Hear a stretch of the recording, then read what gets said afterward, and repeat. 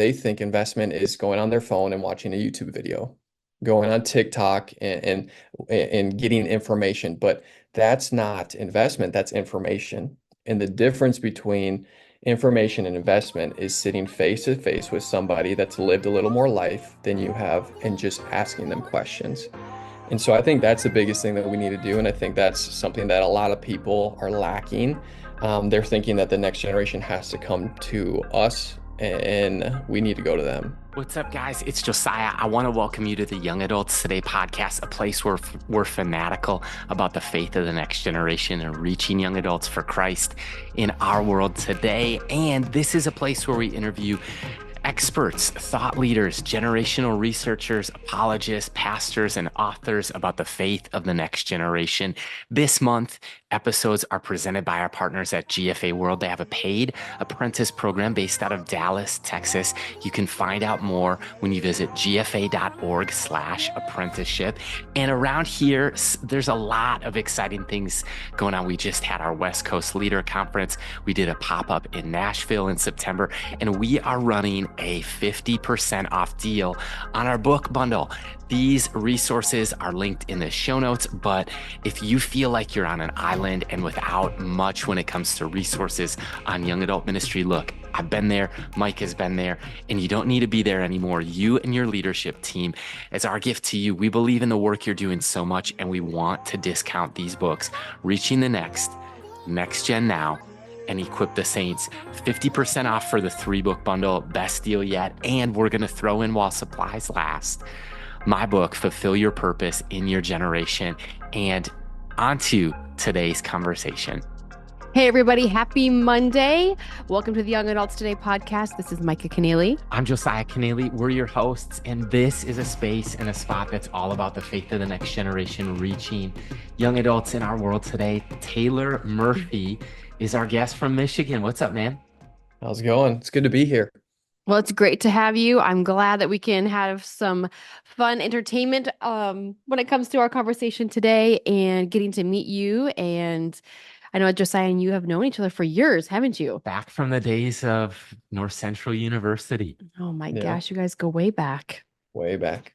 We're getting old now. It's crazy to think about. Gosh, time goes pretty fast. quick. Mm-hmm. Yeah. Man, we're going to have a conversation about really young adult ministry. I know you serve as a next gen pastor and youth and young adults, but before we talk about that, can you just share some of your story of life and leadership with us today?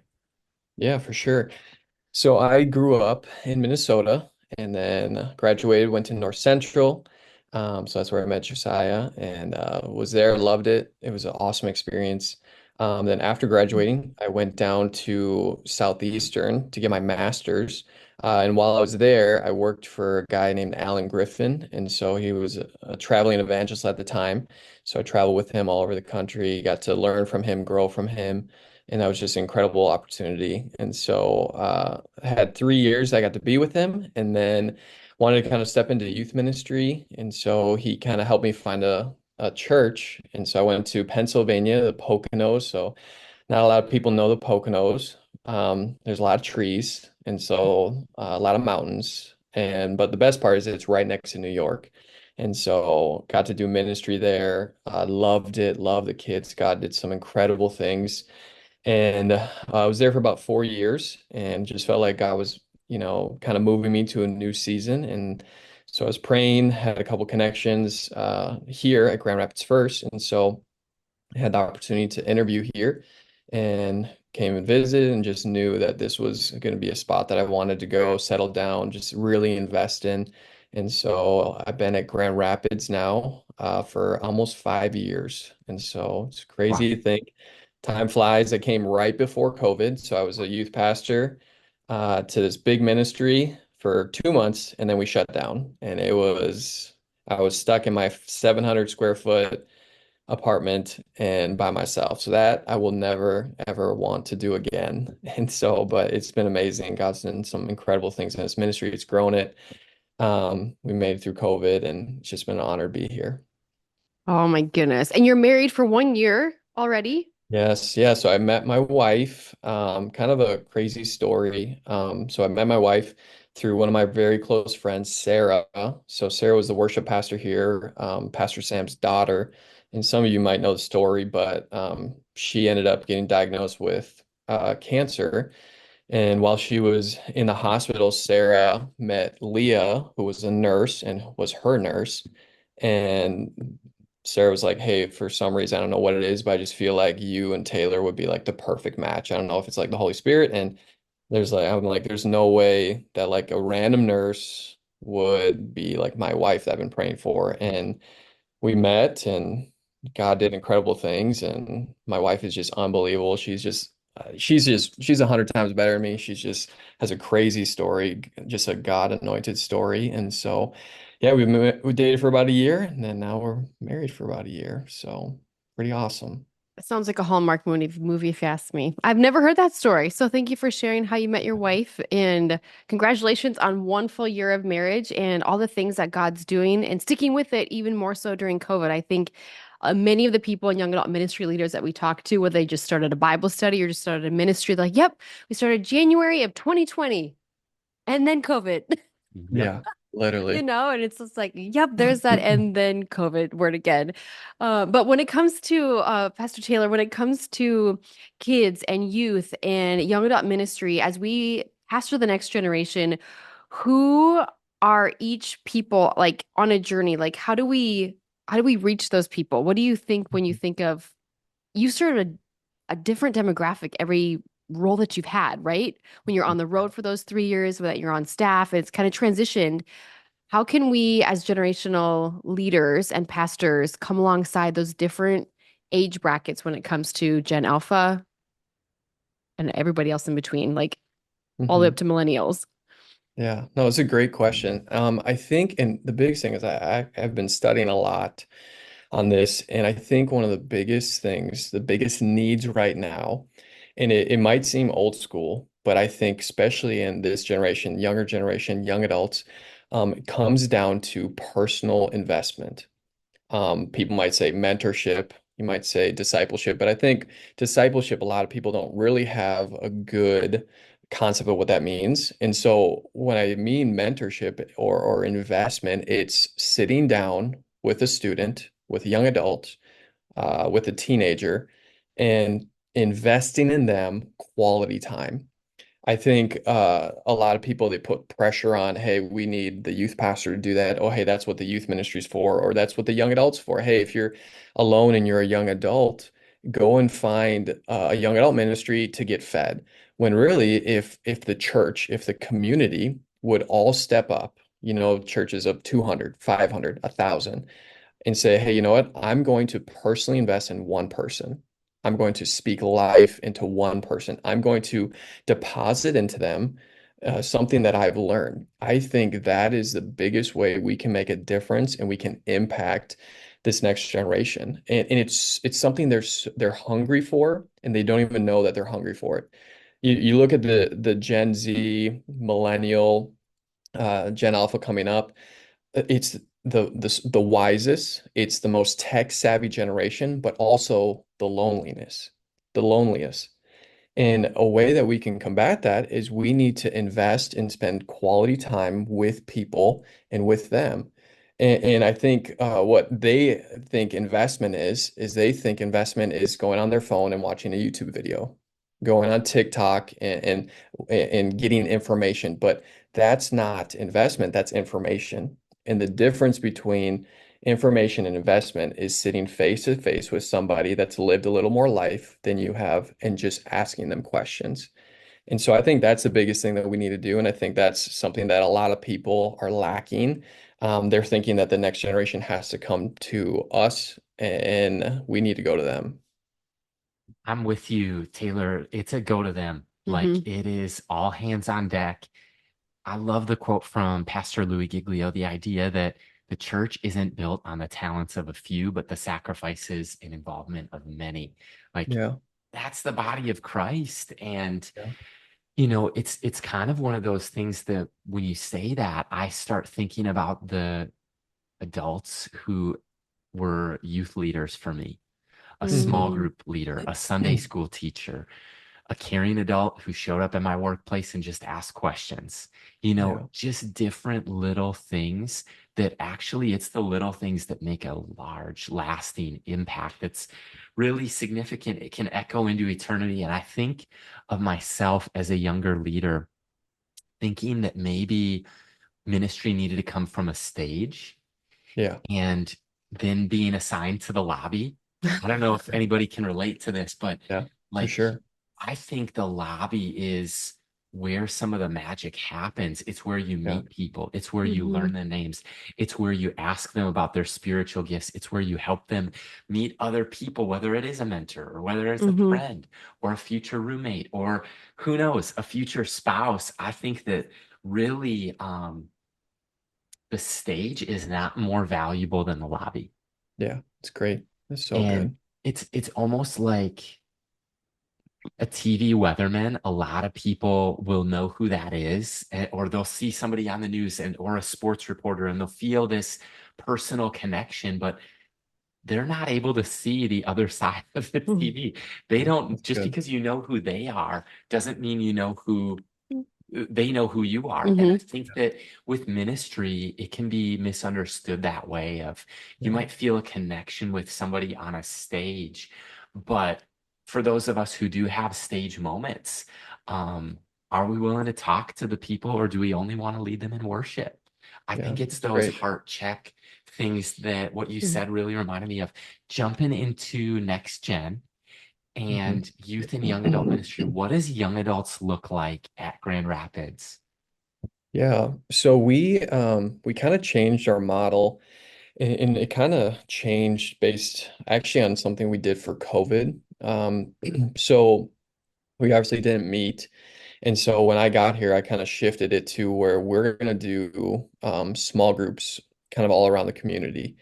And so we couldn't have service, and it was crazy because we had probably 4 to 5 small groups, and they just exploded. Yep. And so then what we did is when we kind of started getting back into services, people came to us and were like, "Hey, we miss the small groups," and so we kind of continued to do services and then some small groups, and there's a lot of young adults have done models like that. But what I think for us, what we've seen a lot of success, and kind of what we do now is we kind of combined the concept of small groups with service. And so what we do for young adults is our week 1, we do small groups. Week 2, we do a service. Week 3, we do small groups. And then week 4, we do a worship night. And then the small groups are actually broken up into houses or different locations within the church. And we've kind of like put both together. I know some young adults have done where, hey, we're going to just do services every week. Some have done, hey, we're going to do one big service once a quarter. And so we've kind of processed all those things and asked what our young adults wanted. And we just felt like this was something that has just been very effective. Those that are hungry for those relationships, they get those small groups time. And then those that are hungry for a service or an encounter with Jesus or just need to pick me up during the week, um, we have those moments where we do worship and service. And so it's been awesome. We've had a lot of momentum, especially going into this next year with this model. That's awesome. I think you did the right thing. It's almost like taking an ethnography of like what do the young adults in our context need? Because I think Yeah. so many times, pastors, it's easy for us to like cookie cut, like, oh, they're doing this. They switch from groups to meeting in big groups, or they do quarter events, or they do this, and that's all great and fine. But sometimes what we've learned, there's nothing more fulfilling to be able to fulfill the need of the young adults that we're serving. So it's saying, hey, 15, 20 of you young adults, we're going to brainstorm. Like, what do you feel like the season of life that you're in, and how can we cater to that at Yeah. large? Like it's almost like send your representatives, Yeah, that's great. just like, what does that look like, and how can you grow, and what does the biblical literacy element look like? And how is the transition from youth to young adult been? Maybe you're a young adult getting off the college campus now into career to dating engagement. Like 12 years we define as young adults, 18 to 30, which is a lot of life can happen, No right? kidding. Yeah. So as a next gen pastor, how do you integrate your youth and young adult ministries? And how do you transition like youth to young adult to the church? Like, how have you structured that, or what have you seen that's really worked well for you guys? Yeah, no, that's great. So what we do is we kind of do two different things. So I'll talk about the youth to young adults. So for youth, we do a senior night in May. And so that's where we bring in all the seniors. We, appreciate them, all that. But what ends up happening is that our young adult pastor comes in to that night and we do a big promo to those seniors. And then literally the next day, because we do Wednesday youth and then Thursday young adults, we do a promo for that next day. So we want to have them meet our young adult pastor that Wednesday and then get them in that Thursday and before they can get out of that rhythm of getting into summer and all that stuff. And then what we do is right before they go back to college or when they kind of transition out of the youth ministry, we take a break in August, so we do youth ministry June and July. So in July, we'll do one more push where our Pastor Meredith, young adults pastor, she will come in again, and then we'll do a big event that'll kind of line up right next to them Wednesday and Thursday, and then we push them to that Thursday. So we bring in young adult leaders, we bring in her, and we just try to really connect them immediately. But then it's that quick turnover. It's never, hey, come to this event in a month, then you'll lose them. So Hmm. we've seen a lot of young adults get plugged in right away when we do something like that. And then young marrieds, or so going from young adult to aging out of 30 or whatever. So we have two options. One is if they get engaged or if they get married, and this is something I love about our church is we have a young married ministry. So we Beautiful. have a young married ministry, about 50 to 60 young married couples from the ages of, I think, 21 to 35 is their like thing. And it is so cool. I'm telling you, it's one of the coolest ministries. I have not seen a lot of ministries like that, and it No. is such an incredible ministry. So we help them if they're getting engaged and married, they go to that ministry. And then if they kind of age out, we push them to Wednesday, which Wednesday is our small groups night. And so that's kind of a big thing that we try to push to. And so super excited about that, where we can say, hey, you can't really come and this might not be the environment for you, but Wednesday small group might be the best thing for you. I love it. I want to take it one step deeper for the leader who's listening, who's really maybe feels siloed as a young adult pastor and youth ministries doing their thing, young adults is doing their thing. How would you encourage somebody to link arms instead of look at each other as like a tug of war? When Yeah. it comes to like, well, these are my Wednesday night leaders, these are your young adults, but they're my leaders on Wednesday. Like, how do we not become territorial and Hmm. share that beautiful thing that you just described? Like, we have the young adult pastor come in and introduce themselves. Like, for the person who may not feel the most believed in or seen by whether it's youth and young adult or young adult to youth, how can we start bridging that gap and decreasing that, I don't know, sensitive area that I think so many people have danced long enough that they need Hmm. that breakthrough moment? Yeah. Yeah. I'd say, youth and young adults ministry, like you said, it can be like very siloed or very like, hey, this is, and I think too, young adult ministry, because it's so unique, so difficult, can be kind of pushed to the side or not shown attention to. So one, I think a big start to this is really understanding and in going after your head pastor and asking them, hey, what does young adult ministry look like? What do you want to see in this? Because if you don't have their backing, if you don't have your head pastor's passion, then you will feel on an island. You will feel like, man, I'm doing this, and I feel like all the attention is going to the youth ministry, and it can be difficult. And so I think that's the first thing is that young adult pastors have to kind of take action and talk to their head pastor. I think the second thing is asking there to be crossover between the youth pastor going to the young adult ministry and young adult ministry going to the youth ministry. So what we do here is instead of Pastor Meredith, coming to all the Wednesday services and I go all the young adult services, I wanted to make sure that our ministry, that we weren't taking two nights away from, Leah, my wife, and then Pastor Meredith, when she gets married.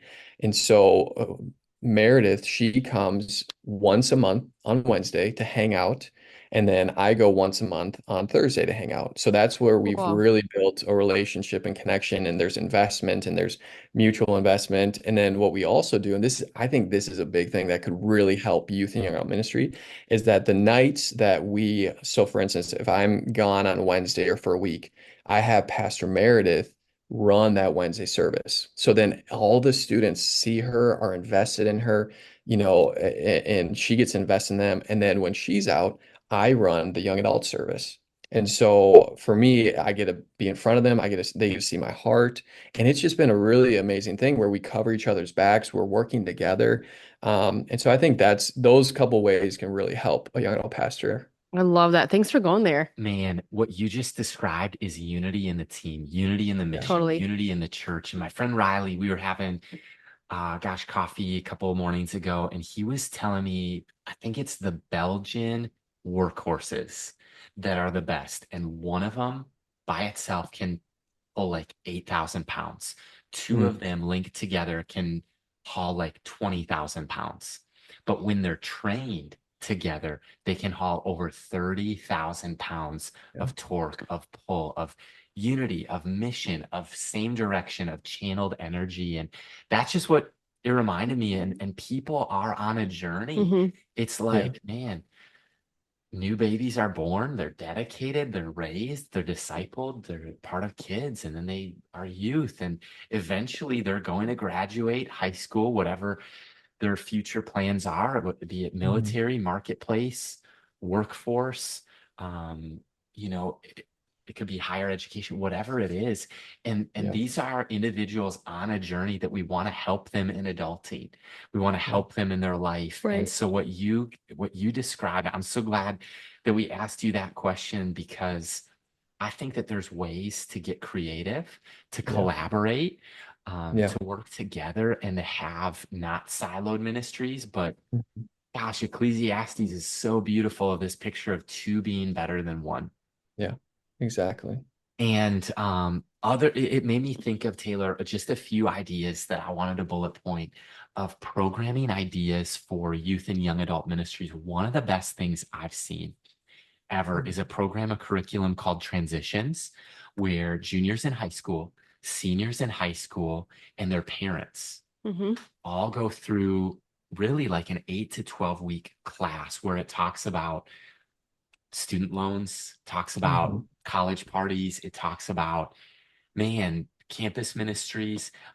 When we were at Cedar Valley, that's something that she and I taught Hmm. for juniors in high school, seniors in high school, and their parents, along with the youth department. And Yeah. that was one of the ways that years that we tracked it, it was like then the youth pastors would do phone calls for the first year as seniors would graduate and mostly go Mhm. off to college. Right. And it was like the years we tracked it, it was above 90% got plugged into a local church and some form of campus ministry, Hmm. just Great. from like tracking that effort, collaborating. And I mean, some years there's like 30 students graduating. So that's a lot of phone calls, Yeah. but so worth it if we're going to help bless and send people. And I mean, then the young adult specific programming ideas. I talked to a friend, Dylan Young. He's in Tennessee. They do, because their church is all about discipleship. So they Hmm. do a Thursday night every other week, similar model to you, but it's like one week it's a service, the next week it's groups, That's service great. groups, service groups. Great. We've seen a lot of young adult ministries start where they just meet at round tables in like a youth room. Hmm. And then it's a service, there's worship, there's teaching, and then small group discussion. I think I've always had this idea. I've only seen one church run with this, but Wednesday night, late night. Mm. And so you've got all your youth students there, you've got youth leaders there. Why not at 9 p.m. have more young adults show up at church and join in with the youth leaders and do some form of a ministry or programming with them? But that's just a tangent, a rabbit hole that I wanted to chase. But That's are great. there other ideas that you have that you've maybe always thought, man, somebody should try this when it comes to youth, young adult, and the hybrid of especially the young adult side of that? Hmm. Man, I think I would love, I would really love for young adult ministry to somehow get more integrated in Sundays. In a way where, and this is kind of where at my last church, it was more youth and young adults because we didn't have a young adult ministry. But our youth and young adults ran almost every area of serving at our church. And Hmm. so I think if there's a way or if there's an idea to somehow do, I know there's junior high service, I know there's, on Sundays, but if there's a way on Sundays for young adult ministries to meet, connect, maybe a half an hour, hour before, we've done Bible studies on Sunday mornings with young adults, and it was awesome. But I think if we could create some way that young adults can in a way, run and take over because of their energy, their Mhm. expertise, their hearts, where we're not having to beg other people to be a part of. If there was a way that young adults could literally run and have the heart to do that in multiple churches, not just young churches, but Yep. multiple churches, I think Yeah. that that would be something that would shift and change a lot of these maybe dying churches or Mhm. maybe these struggling churches is somehow integrating and creating a program for Sunday for young adults. That's great. One thing that we did back at my home church was it came from the lead pastor, and he called everybody to this. So he called us up and out in a way of saying, hey, as we expand as a church, we're looking at more volunteers. So where is your spiritual gift? Where is your skill set? What are you passionate about? So identify that first. But Yeah, then he came up with the phrase, and maybe it's been used several times other places, but attend one, serve one. We had two yeah, services. it's great. So our Bible study, we get together, 20, 30 of us girls, we would attend one service and then we would serve another. And then we go out for lunch afterwards. And that really developed some deep, meaningful relationships, Yeah, conversations, and people caught on to that. So then other young adult groups started doing that, like within our church. And then all of a sudden it was like everybody's going out to Applebee's across the street after church. And yeah, then you get to show like how do you bless your servers and how do we get to be good, people in the restaurant. So attend one, serve one was really adopted in our church that really went over well with young adults because they were skin in the game. They had something to offer. A spiritual yeah. gift was activated of coffee making, hospitality, Hmm. children's ministry, whatever that is. And then they got to sit in on the next one. So Hmm. I don't know if that's something for somebody while you're listening. If you do have two services, what could that look like if you just call Yeah, out the whole congregation of saying, there's some amazing people sitting in these seats day after day or week after week. You have something more to offer instead of just receiving, and that's yeah, what something Josiah and I have said. Like, we're not going to be content consumers. Yeah. We're going to be content creators. Like, yes, do we consume what we need to grow in? Yeah, but we're also going to put out information too. So even in our skill sets and the gifts that God's given us, maybe the church, we could activate those and truly be yeah, functioning. And young adults want to be asked, I'll tell you that much. Well, if yeah. you And are, that's, oh, go ahead. sorry. No, no, no, no, you. I was just gonna agree with you. I think the difference between youth and young adults when it comes to serving is that youth, you kind of have to be motivated or pushed, or hey, can you please do this? Or we need your help. Fine, I'll do that. But young adults, they're ready, and I Yes. think on Sundays, especially, like they want to help. They want to have something to do. Especially, I'd say more of the older young adults who maybe know how to, feed themselves spiritually, where they're, the message is great, but maybe they have a solid devotional life. They want something to do on Sunday to use the gifts they have. Some of them have jobs where they don't get to necessarily serve and they're kind of Mhm. bored or they're tired. They want that opportunity. So I think it's incredible and it's a good place for them to do that. 100%. I was gonna say with like popular culture and music for a second, I think many of the greatest icons in like the world of music grew up serving and singing in a local church on Sundays. If Yeah. you go down the line, Katy Perry, Abby Carter, Carrie Underwood, a whole lot of other guys, a whole lot of other gals, they had the opportunity maybe to lead worship or to sing on a worship team and to have that gift developed in the local church. And I Yeah. look at like how many people might want to be entrepreneurs that could learn how to hold a camera, that could learn how Mhm. to do photos and videos, among a lot of other things. Hmm. Maybe Yeah. a teenager or 20 something that wants to start an orphanage or a daycare, like serving in kids ministry, serving in youth ministry. Like it's meeting needs, utilizing spiritual gifts, Hmm. but also lifelong skills. If you want to be a Yeah. parent someday, what a great way to practice with other kids or other parents' kids first in kids and in youth. And I think that one other maybe hot take is that I think Sunday school might come back. Yeah. I grew Oh, up in a church where there was like an 8:30 service, there was an 11 a.m. service, but I think it was what 9:45. There was Sunday school and an hour of Hmm. Bible teaching, mm, connecting. It was almost like small groups, like a lot of it was yeah. group connection, roundtable discussion.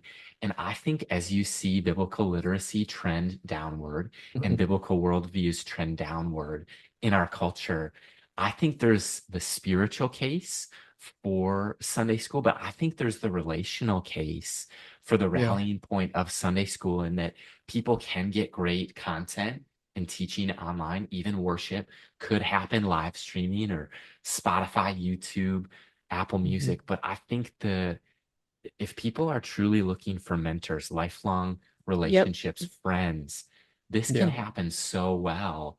And Yeah. church buildings are there. I wonder if at sometimes with the right motive, like the right heart, I wonder if maybe it was not always the right call to just put an X on Sunday school. hmm Yeah. I think you're right on. I think the biblical literacy, there's got to be some way that we can help that. And a Sunday message is not going to be enough. And Hmm. Mhm. so I think it's right on. Yeah. I love it. Well, Taylor, are you ready for the home run derby? Five and Yeah. five. Five Sure. questions, 5 minutes All on the clock. Okay. You feeling alive? I'm ready. All right. So, question number one. Ooh, why do you believe discipling the next generation of young adults is so vital? I think it is so vital because there's only going to be so much that they can get and learn from a Wednesday, a Thursday, or a Sunday service. And I think it comes from discipleship, it comes from relationship, it comes from people spending time with them. That's what's so important. And we need to do that and focus on that as soon as we can. It's great. Beautiful answer, man. If you have a day off, or a date night, what's a hobby that you're into that you and Leah are into, or what do we find you doing for fun these days? So I still golf a little bit, but I'm addicted to pickleball.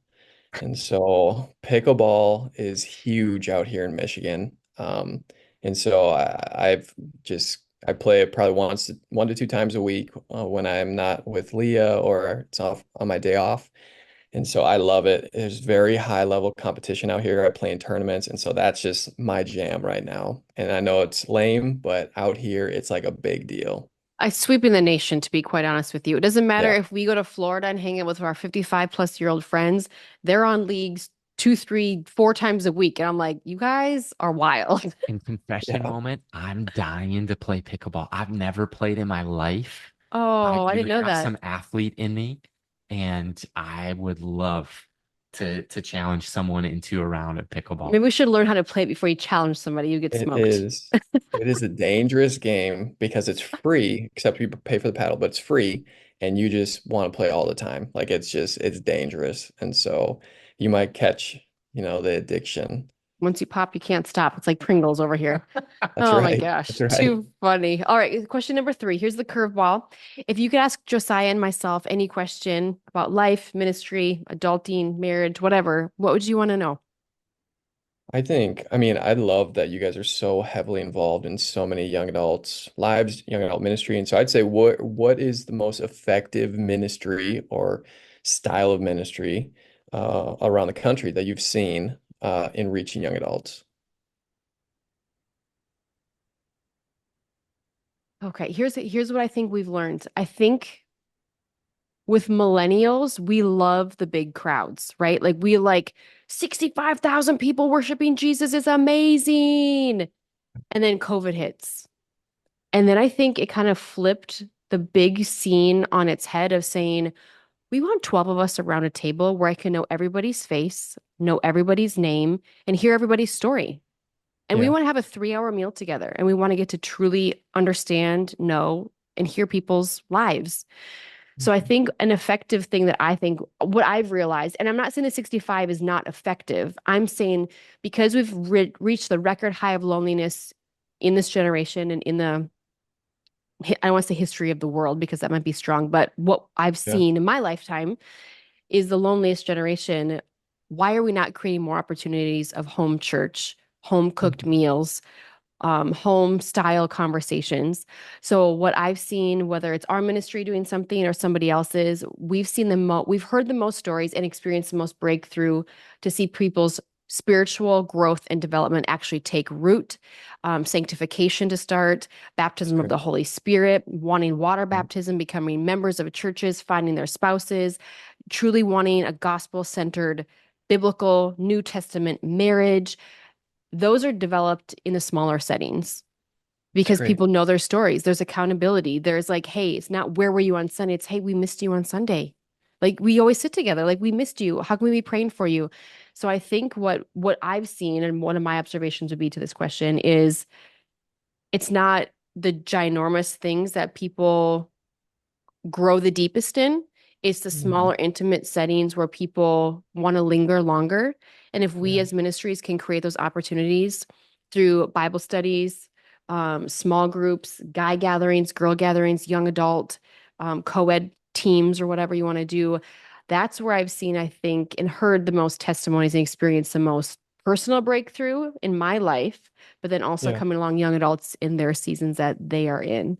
I'm not saying that's the most effective forever. That's just what I've seen. Like, if they're lonely, they want to be seen, they want to be heard, they want to share their story. Their testimony is Mhm. still being written, but they want that eyeball to eyeball, not screen to screen interaction, or I'm just another number in Yeah. a ginormous room. That's Man, great. I think everything Micah just said, yes, and amen to that. One of the thoughts that I think of is in general, like when Prof G, this guy Scott Galloway was on a podcast, not ours, another one, but he is an atheist, college professor. He's had 5,500 college students that he's taught. He Hmm. said no group of people has fallen further, harder, faster than young men. As Hmm. an atheist, this guy goes on record saying, we need more programming for young men, and we That's need good. more Christian church programming for young men. Hmm. When he said that, I was like, he's singing our song. He is, Hmm. he's going to find Jesus, I really believe. And then the other thing is, he's dead on the money. I really Hmm. think that That's good. for young adults, for young men, for young women as well. And where I go with that is in general, I think we need more churches to have discipleship pathways of young adult ministries for the offense. We've got to go on the offense to reach young adults. Hmm. Yeah. And then I think similarly, I've seen camps, very few places have a camp for young adults. Yeah.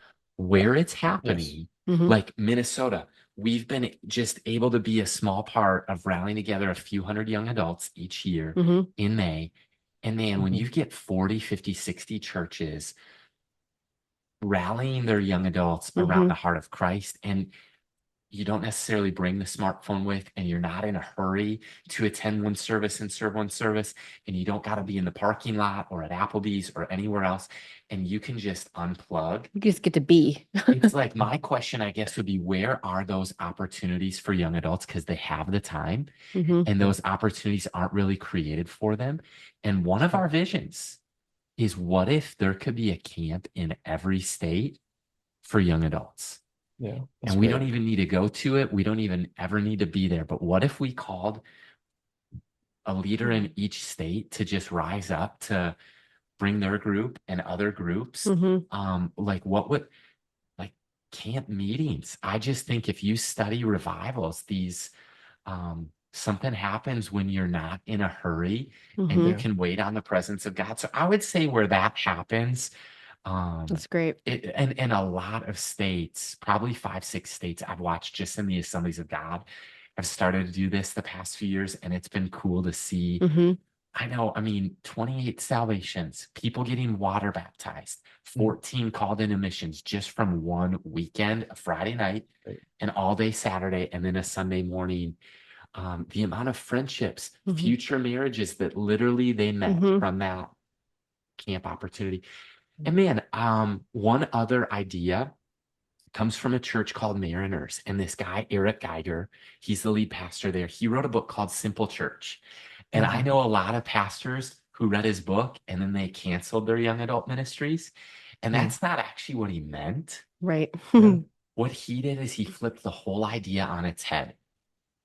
And they already have 2 Saturday night services. They already have 3 Sunday morning worship experiences.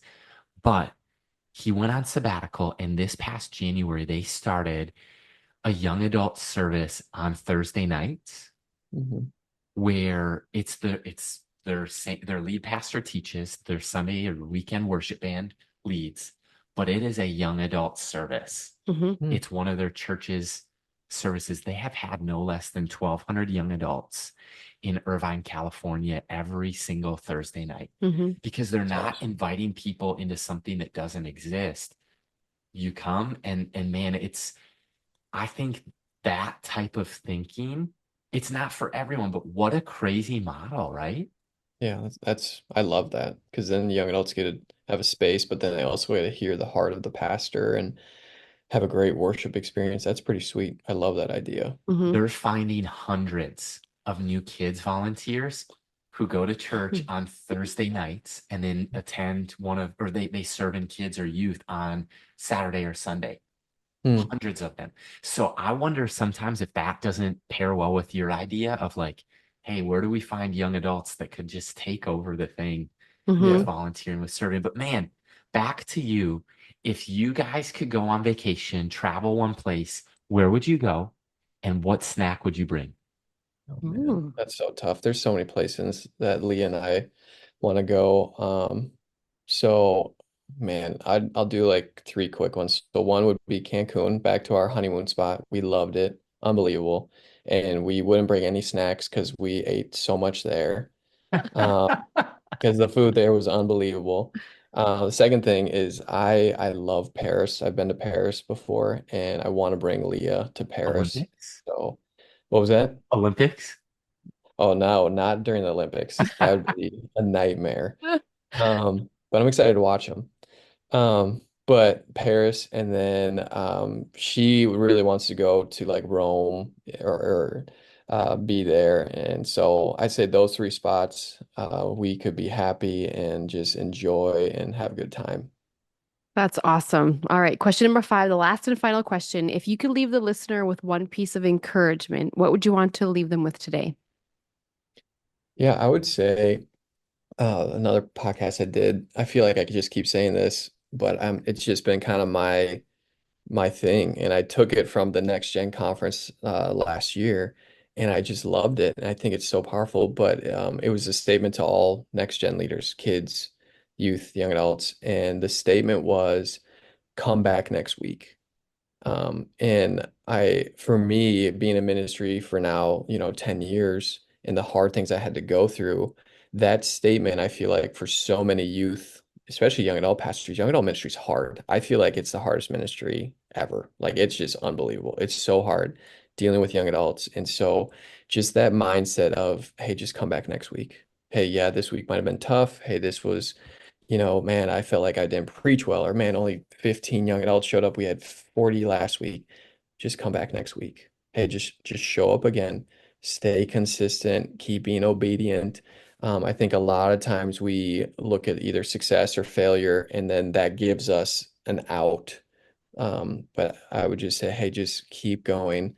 Show up next week. Come back next week. I love it.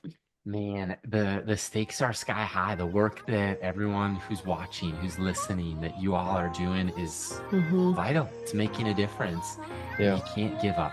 That's right. You can't give up. There's moments where it would be easier to give up. And I'd underscore what Taylor was saying is give God another chance, give it another week. You can't give up. Yeah. Yeah. Man, bro, it's fun to see you again. I miss the North Central days and hanging. No, it was an honor to be here. Thank you for the invite. I love what you guys are doing, holding it down in Minnesota and all around the country. So thank you for investing in young adult ministries. Absolutely. We appreciate that. And to the listener, you are listening to the Young Adults Today podcast. Quick question. Have you ever felt like you were on an island without many resources to lead in young adult ministry? I know I've felt that way. And we have a book bundle, 3 books on young adult ministry, and it's 50% off as our gift to you for listening to the pod. These books are 13 ways to engage young adults. It's called Reaching the Next. Next Gen Now is understanding and engaging the next generation. Equip the Saints is raising up an army of volunteers. And man, these are 50% off while supplies last. We're also going to include this book I wrote called Fulfill Your Purpose in Your Generation. We'll throw it into the book bundle for free. The link is in the show notes when you visit www.youngadults.today/book. While supplies last, again, these book bundles are 50% off. We're going to throw in this 4th book for free while supplies last at youngadults.today/book. Thanks so much for tuning into the pod. We'll see you right back here next week. And these are some amazing resources for you and your team of leaders and volunteers. Blessings.